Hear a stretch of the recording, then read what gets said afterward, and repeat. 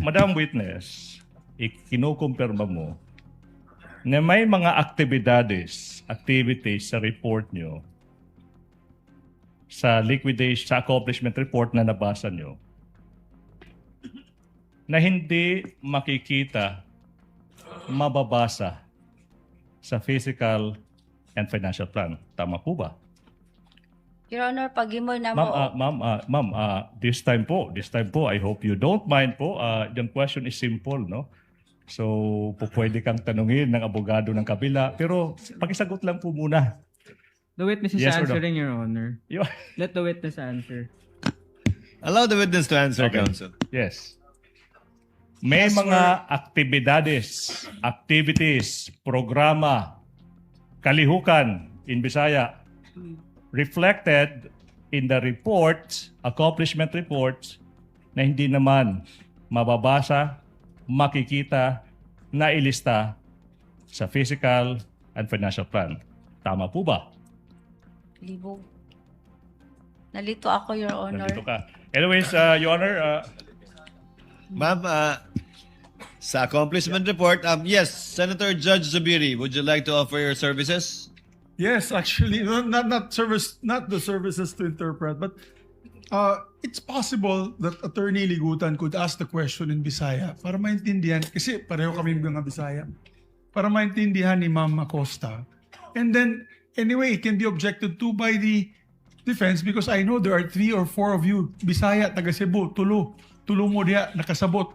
So, you can always object if the translation of Attorney Ligutan is wrong, is different. It's simple Bisaya naman. Makasabot man ta, pero ang mga tinagalog din hindi kasabot. But it's very simple. Yes, so- Maybe that way we don't have to keep stopping. Attorney Ligutan can ask the question first in Tagalog and then translate to simple Bisaya. Makatubag ni si Ma'am, she can answer.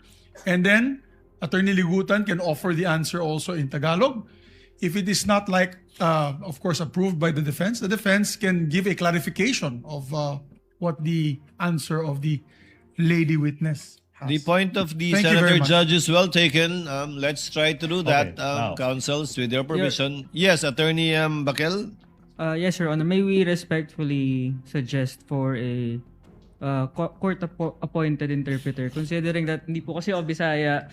So, actually, nahihirapan po ako to understand the witness, understand Attorney Ligutan, and understand my colleagues who are likewise. If you may, if you will please, we already have an interpreter, actually 2 of them here, Yes, sir. that will course it through the chair if there is a need to do so. Some of the words are understandable anyway. Kindly proceed slowly, Attorney Ligutan. I will. So, But on this issue and this question, Ms. Acosta, ang tanong po sa inyo, may mga nilagay po kayong accomplishment report na wala dun sa physical and financial plan. Na sinabi nyo lamang o tinisip nyo lang, kasama yan sa good governance program. Ang nasulat sa accomplishment report, Your Honor, is yung mga expenses na allowable po sa confidential funds. Opo, pero wala nga po yan, hindi yan nilagay doon sa physical and financial plan. Nakalagay lang po sa accomplishment report. Sa accomplishment report, Your Honor, kung actual. Kaya nga, doon nga lang po nakasulat. Sa physical and financial plan, wala po doon. Generic po ang sa Generic. physical financial Okay. plan, Your Honor. therefore, Attorney Ligutan, continue. Opo. That's a cue to the next question.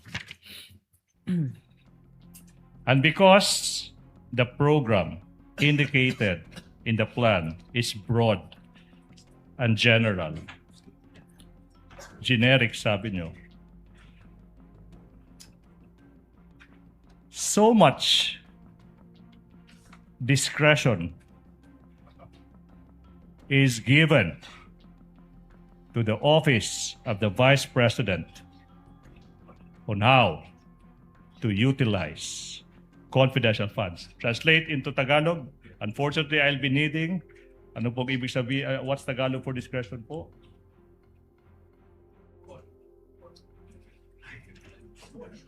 Kasi nga, broad, general, yung program nakasulat sa PFP Okay?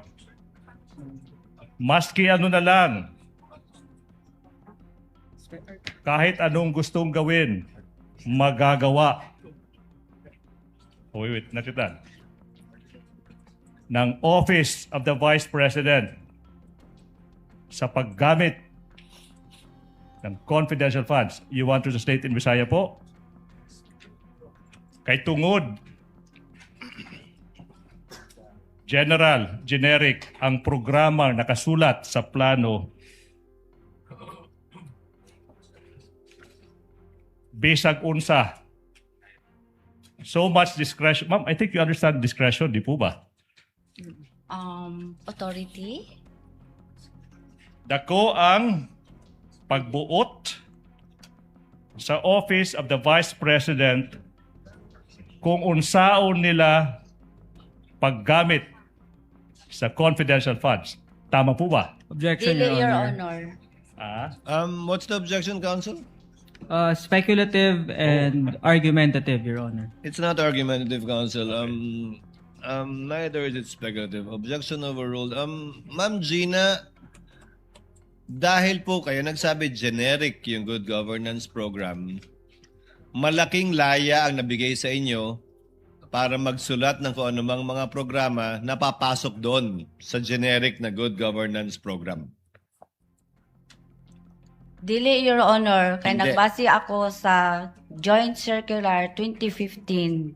So ang sagot ay hindi ganun kalaki ang kalayaang meron sila dahil binase niya yung kanyang accomplishment report sa JC 2015-1. Tama po, ma'am? Oh. Yes, Your Honor. Okay. Attorney See? Ligutan. Now, showing you again, Madam Witness, the 2022 Physical and Financial Plan. After you prepared the plan, nakasulat dyan, show the document please, it was noted, Attorney J, noted by a certain Rosalyn Sanchez. Tama po ba? Yes, Your Honor. Mhm. Yes, Your Honor. The document please. And thereafter,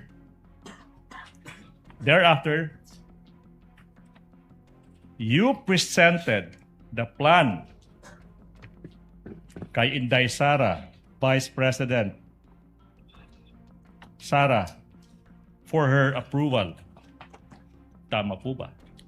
Yes, Your Honor. Okay. Gipakita na ako sa iya. In this case, did she provide any feedback on the stated generic, coming from your own mouth, good governance program? Unsa, Your Honor? Nihatag ba, I'm sure you know feedback, nihatag ba og feedback si Vice President Sara Duterte sa sinabi mong generic good governance program? Katong imong gipakita ang plano para sa iyahang approval. Gibasa lang niya, Your Honor. Pag human og basa, ning perma siya. Yan. Saan po pumirma si Sara Zimmerman Duterte? Sa parte ng plano. Saan dyan? Sa approve. Approved by. Showing on screen, approved by Sara Z. Duterte, Vice President, Agency Head, Department Secretary, LCE. With the indulgence of Attorney Ligutan, what is the pleasure of Senator Judge Erwin Tulfo? Mr. President, I have here the transcript of the hearing in Congress. Hindi ko po maintindihan bakit parang dito hirap na hirap po siya magtagalog when in fact sa Congress po nung November, Tagalog naman po ang sagot niya. Ang tanong po sa kanya ni Congressman Luistro, payment of incentive, 11 po. Would you know whether this amounts would total 120 exactly? Yes, ma'am. Gitotal ko po yan, ma'am. 120 million po.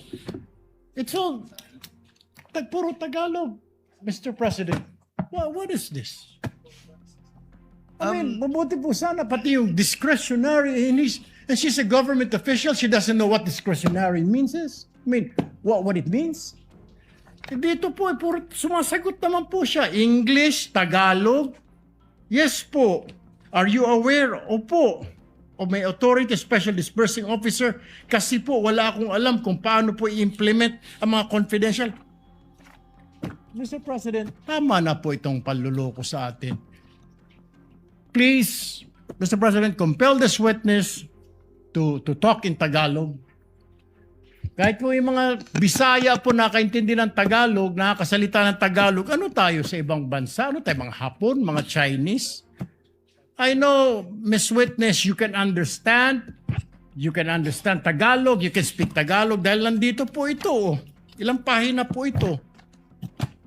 Tagalog po yung sagot po ninyo. English po, sumasagot kayo. Tinatanong kayo ng English, sumasagot po kayo. Bakit ngayon parang hirap na hirap? Kailangan i-translate sa Tagalog, sa Bisaya, sagot, Tagalog, Bisaya, Tagalog, Bisaya. E abutin tayo ng isang taon dito, Mr. President. Ito po, sumagot naman po siya. Alam nga ba naman, lulukuhin tayo ng nagtatranscribe po nito. Sagot po yan. Kasi po, nagbabase lang po ako sa ibinigay ni Sir La Chica ng mga ibinalik niya sa akin. Miss Acosta, kindly answer the question.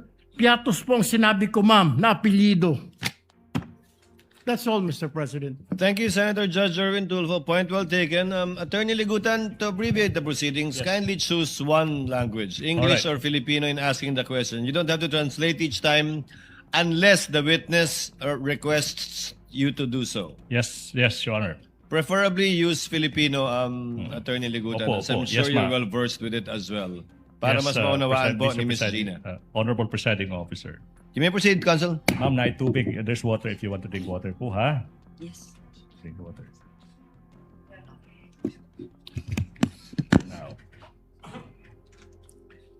since you said inaprubahan po ng Vice President yung plano, kasama sa inaprubahan ng Vice President yung generic good governance program. I-approve niya, Your Honor. Okay. In fact, ma'am, yun din po yung naging tugon nyo sa same line of questioning noong November 25, 2024, as shown by that portion of that transcript. You confirm that it was may approval po ng head of agency at saka yung head of agency is the respondent in this case, Sara Zimmerman Duterte, Vice President. Tama po ba? Tama po, Your Honor. Let's proceed po sa susunod na punto. Let's go to the physical and financial plan naman. This time, para naman sa 2023. From Good Governance Program, ma'am, this time, Attorney J, it can be seen sa plano, this time, hindi na Good Governance Program, kundi nakasulat dyan, Socio-Economic Program Delivery. With the indulgence of counsel, can the tech please zoom in? Yes, kindly zoom in on it.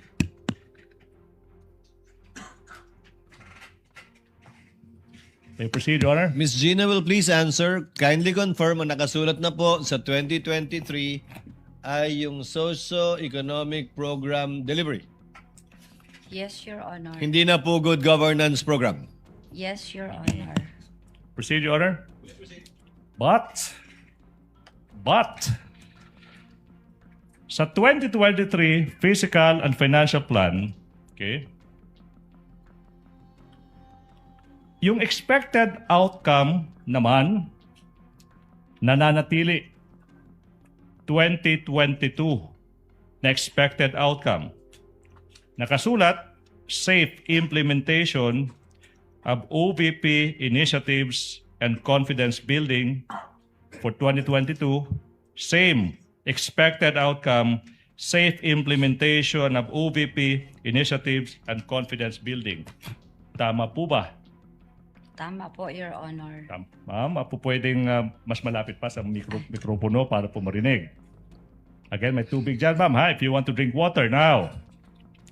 Therefore, masasabi natin, base sa dokumento, ma'am, yung 2023 Physical and Financial Plan, kopya lang.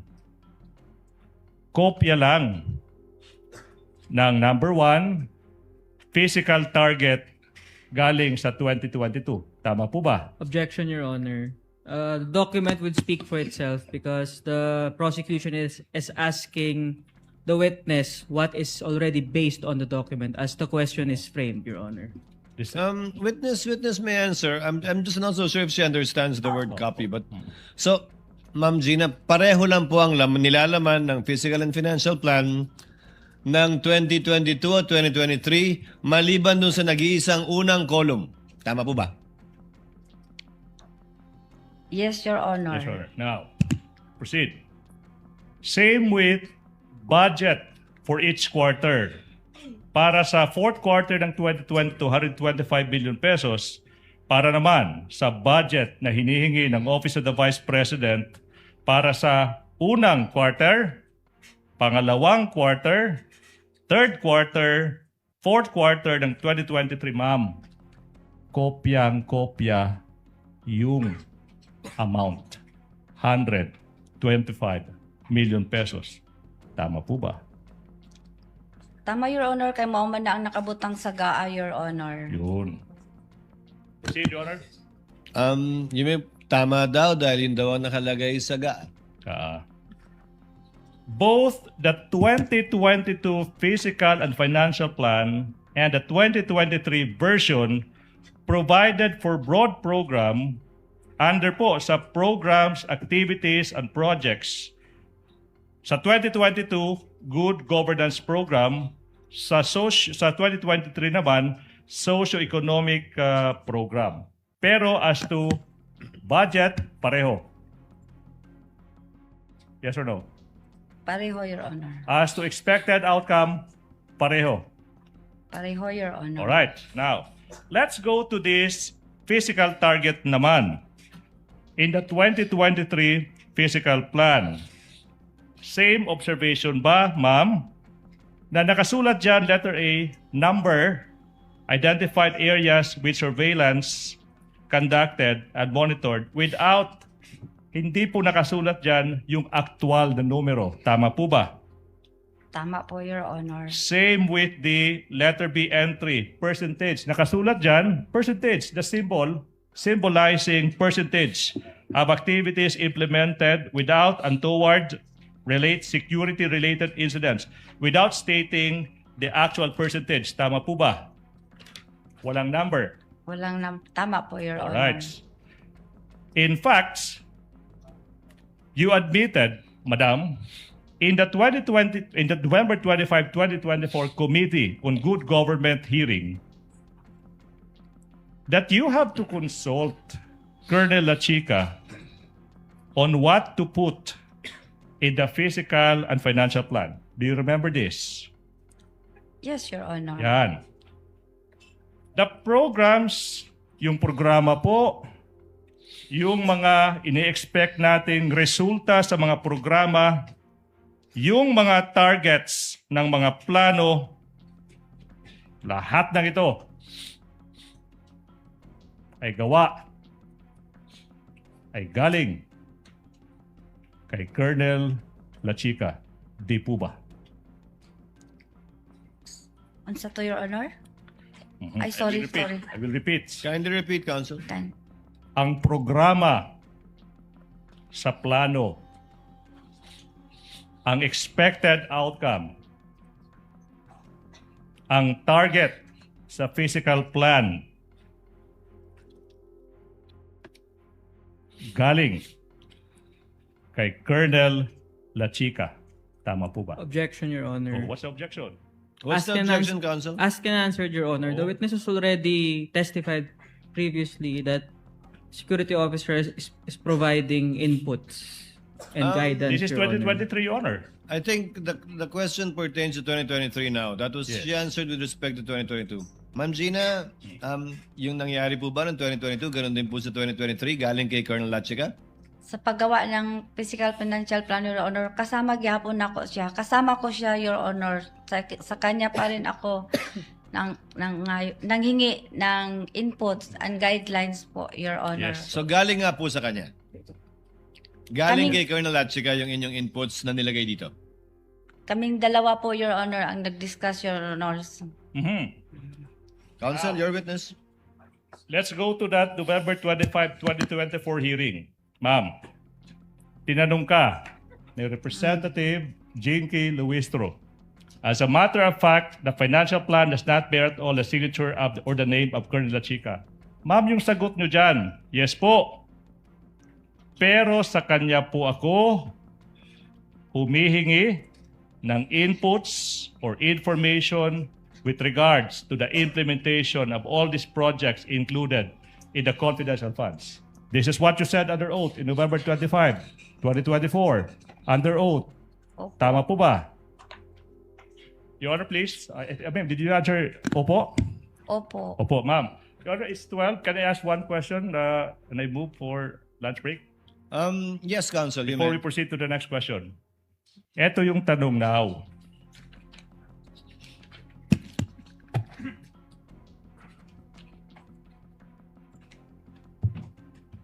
Ma'am, Yes, sir. Ay, yes, attorney. opo. Sa lahat ng mga dokumento isinumitin nyo sa COA, Commission on Audit, the plan, accomplishment reports, liquidation reports, nakasaad ba dyan sa kahit anong dokumento yung sinasabi nyo na lahat ng inputs yung sinulat nyo sa plano, lahat ng inputs sinulat nyo sa reporting to COA, nakasaad ba dyan yung pangalan ni Colonel Lachica? Yes Objection, or no? Your Honor. The document would speak for itself, Your Honor, Honor. that's a question the public is very much willing to hear. Witness may answer. Counsel, let the witness answer. I think Yes she or knows no? the answer anyway. Yes or no? Tama ba pag understand ko sa question mo, Your Honor, na sa lahat ng mga dokumento na isubmit ko Plano, physical plan, ma'am. sa physical plan, Okay, sa accomplishment report accomplishment mismo, report, sa liquidation report, sa liquidation report, sa certification na successful yung paggamit, tama yung paggamit ng plano. May isang dokumento ba doon? Ma'am, limited po tayo doon, ha? Na ipinakita nyo sa publiko na si Colonel Lachica yung nagbibigay sa iyo ng input sa mga plano, saka siya yung nag-implement ng mga programs, activities. Meron ba doon?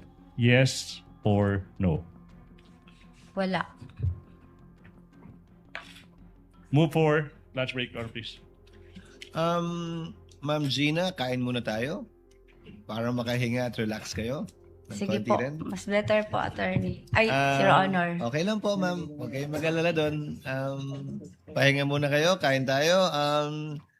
The court will declare a lunch recess. We shall resume at 12:45.